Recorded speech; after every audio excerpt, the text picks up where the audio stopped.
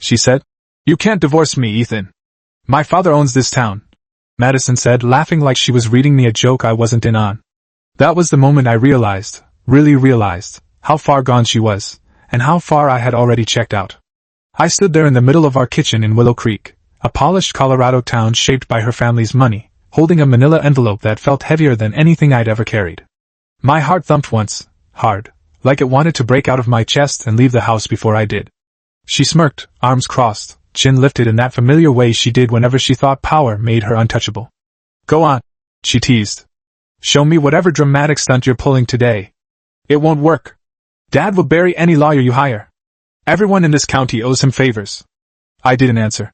I simply handed her the envelope. When she saw the pale blue tab labeled divorce petition, her smile flickered. Not much, but enough. You're bluffing, she said with a shaky laugh. Nobody would dare file that. Not against me. Not against my family. Open it, I told her. She snatched the papers as if expecting them to vanish, her eyes racing across the first page, then the second, until she reached the bottom of page 3 and went completely still. Oh, she whispered. Oh no. You didn't, I did, I said. Last Tuesday. The hum of the refrigerator suddenly felt louder than her breathing. Outside, kids biked down the street and dogs barked. Life moved on, everywhere except inside our collapsing marriage. She squinted at the signature. Thompson? That's who you hired? He's a nobody. Dad will crush him. You'll be begging me to call this off when he ruins your life. I almost smiled, not out of spite, but because I knew what she didn't. Madison, I said quietly, your dad can't crush anyone right now. She frowned. What does that mean? I pulled out my phone, opened the bookmarked article, and placed it in her hand. Local real estate mogul Gerald Whitmore indicted on federal fraud charges. Asset freeze. FBI raid. Public defender assigned. Posted 1 hour ago. Her face washed white, like someone had unplugged her from reality. No, this is fake, she whispered. Some garbage article. It's on every major outlet. Check the timestamp. She did. Her hands shook. He would have called me. He always calls me. Try him, I said. She dialed once. Twice. 3 times. Straight to voicemail. By the 4th attempt, her fear was spilling out of her eyes. He's just busy, she muttered. He's probably with lawyers. No, I said. He's in federal custody. They denied bail. The phone slid from her fingers onto the counter. And while I didn't enjoy watching her unravel, I won't pretend I felt sympathy. Not after everything, not after years of being treated like an accessory with a wedding band. And especially not after the dinner that changed everything. That dinner replayed in my mind, her father swirling his $400 Cabernet as he said, You got lucky, Ethan. Madison elevated your whole life. Then Madison laughing, really laughing, as she added, He did. What would you be without us, babe? I remembered setting my fork down, feeling 6 years press against my lungs. I'd be an engineer making 6 figures at a firm that respects me, I said. The silence that followed was a weapon. Madison's lips tightened. Gerald's face reddened. Then Madison hissed, You're done when I say you're done. Maybe I'll ask Daddy to make a few calls. See how quickly your life collapses. That was the moment the switch flipped. The next morning, I hired Benjamin Thompson, third-rate in her family's eyes, but independent, hungry, and most importantly, not owned. But even after filing, I waited. Because 2 weeks earlier, a friend who worked at the courthouse had whispered, Ethan, something big is coming. Her dad's under sealed indictment. The feds are moving soon. I hadn't planned the timing, but once the hammer fell, I didn't waste a moment. And now here we stood, her entire identity, her shield, her arrogance, cracking like dry glass. This doesn't change anything, she said, voice wobbling. You can't divorce me. I won't let you. You can't stop me anymore, I said. She stepped forward, searching my face like she expected to find the man she could control. Why now? She asked. Why like this? I inhaled slowly. Because I'm tired, Madison. Tired of being talked down to. Tired of being told I'm less. Tired of working for your father instead of using the degree I earned. Tired of every errand turning into a power play. You're overreacting. She snapped automatically. That's what you always say, I replied. And I'm done hearing it. I'll fight this, she growled. I'll drain your accounts. I'll take your pension. With what lawyer? I asked. She froze. Her mind worked slowly, clumsily, like old machinery grinding through sand. Her dad always paid. His money. His cards. His influence. But now, nothing. She grabbed her purse, pulled out her wallet, and tapped her favorite black card on her phone. Declined. The gold card. Declined. The hidden platinum card. Declined. No. She whispered. No, you have about $300 left. I said. You showed me your statements every month. I pay attention. She stared at me like she'd never seen me before. Who are you? Someone who finally woke up. I said. She clenched the papers until they crinkled. I'll call Mom, she said shakily. She'll fix this. I let her. She dialed, sobbing before the call even connected. Mom, he's leaving me, he filed. He actually filed. Her mother's shriek blasted through the speaker. How dare he do this now? When our family is suffering. Madison repeated every twisted version of events she could invent. He's abandoning us. He's cruel. He's taking advantage. Her mother's voice rose to a fever pitch. You ungrateful boy. We took you in. We gave you everything. I stayed silent. Then, shockingly, her mother hung up on her. Madison stared at the phone, stunned. She hung up. She whispered. For the first time since I married into this family, she looked small. We'll fix this, she said weakly, like she was speaking into a mirror. I didn't answer.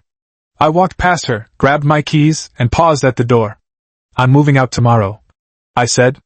You'll get the notice through your temporary attorney. Ethan, wait, please, don't walk away. But I did. And the soft click of the door behind me felt like my first real breath in years. The next morning, I woke before sunrise not because I was excited or anxious, but because for the first time in years, I didn't wake up to Madison's voice barking orders or her alarm blasting at full volume until I turned it off for her. I lay there in the dim light, staring at the ceiling, realizing the silence felt foreign, too clean, too peaceful, almost eerie. My bag was already packed by the closet. I'd done it quietly after she finally locked herself in the guest room, crying to whichever friend still answered her calls. I didn't feel guilty. Not even a little. If anything, I felt like someone had loosened a chain I didn't realize had been wrapped around my ribs. By 7 a.m., I carried the last of my things to my car. Madison hadn't come out of the guest room, but I could hear muffled whispers. She was on the phone again, probably spinning a new version of events, probably trying to find a lifeline in a world suddenly too big for her to control. As I stepped outside, Willow Creek looked strangely different, brighter in some places, duller in others. Maybe it was just me. Maybe finally stepping out of her orbit made the whole town feel less suffocating. My phone buzzed just as I closed the trunk.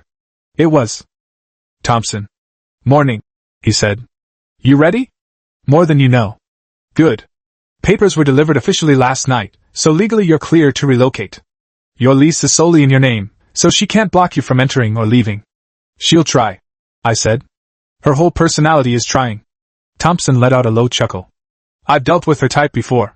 The ones with the safety nets so thick they think the world is trampoline foam. Now hers is gone. That's when entitlement mutates into chaos. Stay alert. She's already called her mom, I said. I'm sure she'll escalate. Expect it, he replied. Document everything. Don't engage emotionally. And make sure your new place has functioning locks. It does. Good. Call me if she shows up. I've seen people unravel after major financial collapse. And your father-in-law's situation? That's not collapse. That's implosion. He wasn't wrong. I drove across town to my new studio apartment. A plain, aging building with peeling paint, a squeaky elevator, and carpet that had seen too many tenants. It wasn't impressive, but it was liberating. And it was mine.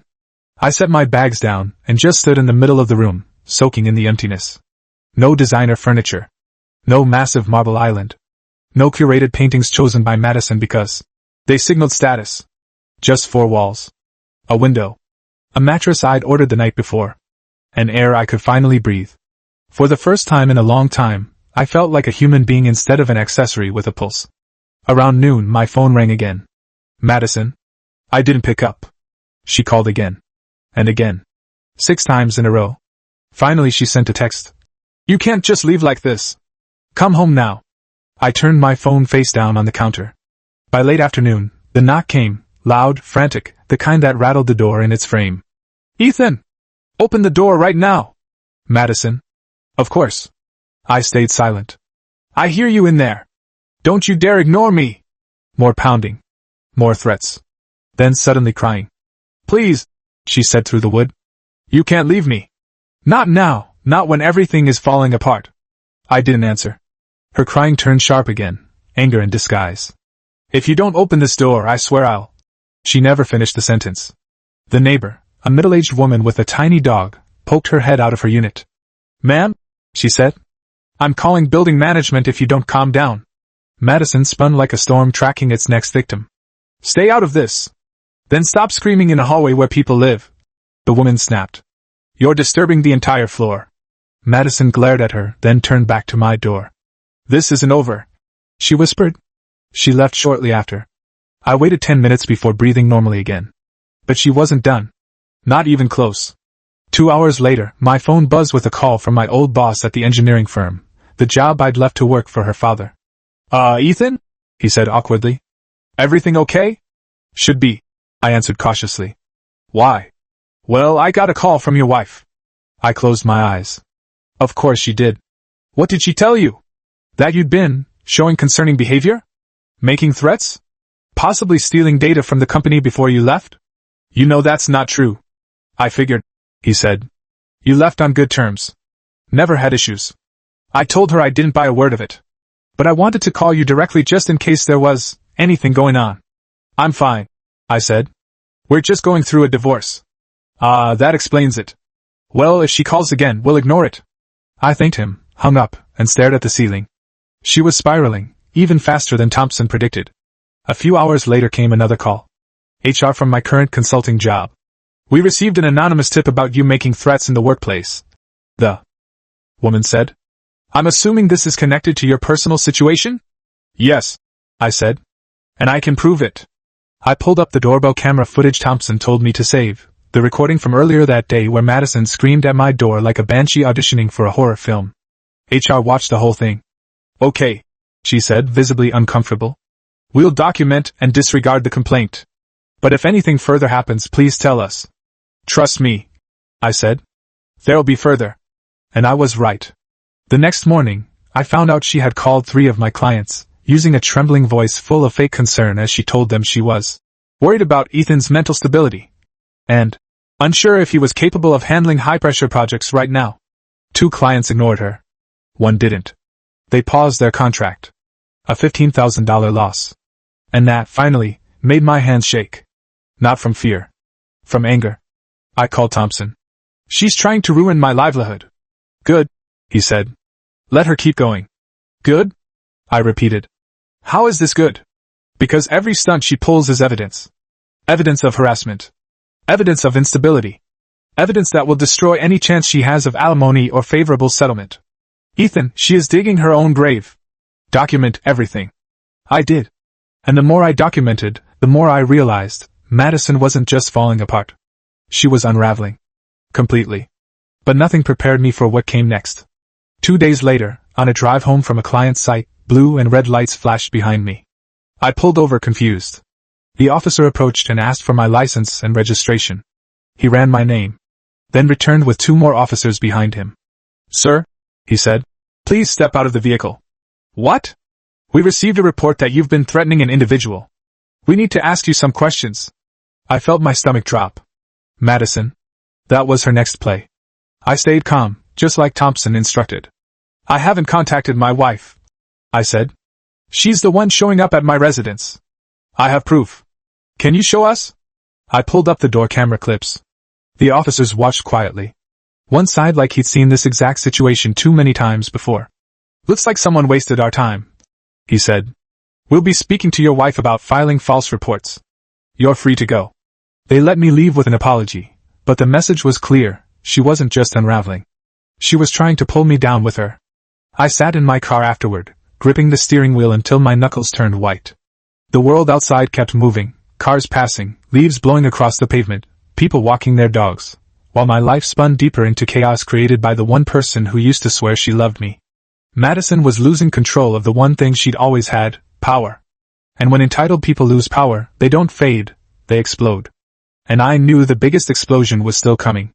All I could do was brace for it. And wait. The morning of the restraining order hearing arrived with the kind of uneasy calm that made my skin crawl. I woke before my alarm, sat on the edge of my bed, and stared at the wall like it might give me answers.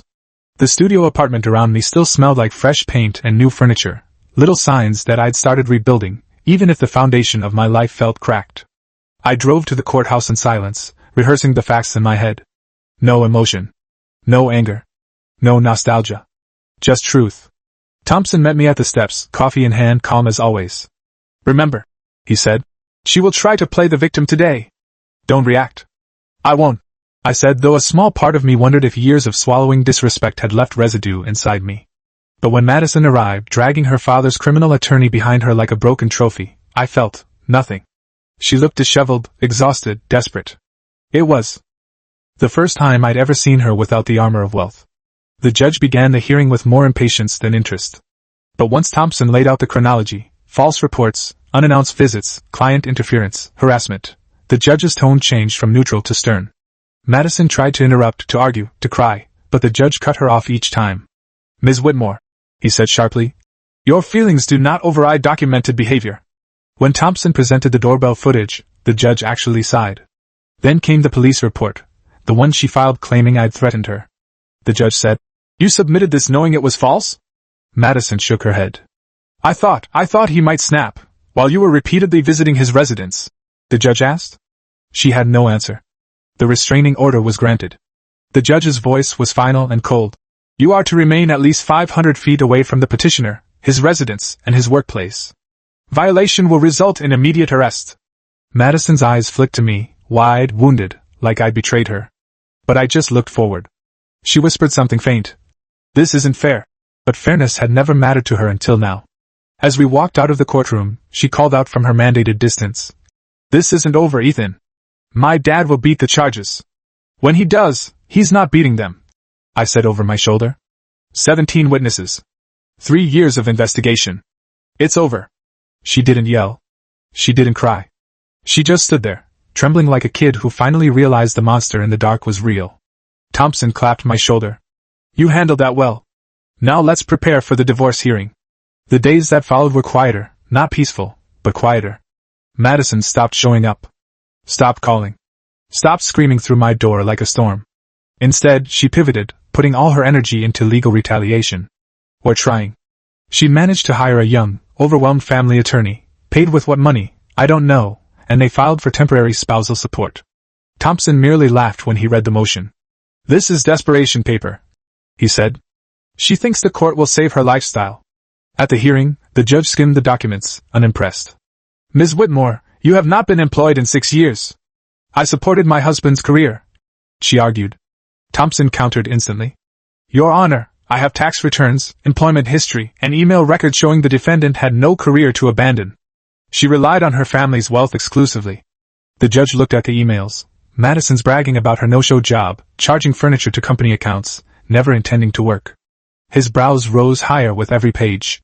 "Temporary support denied," he said firmly. "This court is not responsible for maintaining your lifestyle. You will need to seek employment." Madison gasped. Her lawyer paled. I exhaled for the first time in weeks. After the hearing, Thompson grinned at me in the parking lot. "We're winning," he said. "And not just a little. We're winning decisively. Given her behavior and financial dependence, I'm pushing for zero alimony and full accountability for what she took." "And the furniture?" I asked. "She'll have to return it or pay you. She emptied your place. Judges hate that." Meanwhile, news of Gerald Whitmore's upcoming trial blanketed every TV station. Former employees testifying. Investors describing fraud. Images of FBI vans parked outside the Whitmore real estate headquarters. Madison's mother wasn't spared either. Emails surfaced showing she'd knowingly signed fraudulent documents. The empire her family built wasn't just falling, it was collapsing in slow motion, piece by piece. I almost felt bad. Almost. 2 months passed. The divorce finalized in record time, 90 days, as Thompson predicted. The settlement felt like justice laid out neatly. On paper, I kept my apartment. I kept my car. She kept hers, though it was in her father's name, and currently flagged for federal seizure.